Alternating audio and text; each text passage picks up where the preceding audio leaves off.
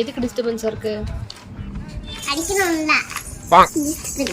யார் டிஸ்டர்ப் பண்றா உன்னைய? யார் அவன்? யாரு? குருவி. குருவியா? கத்தி கத்தி டிஸ்டர்ப் பண்ணிட்டு இருக்கானா? படிக்க விட மாட்டேங்கிறானா? என்ன பண்ணலாம் அந்த குருவிய? நான் சாத்து வாங்கி நான் அடிக்கலான்ட்டு இருக்கியா அவனையா?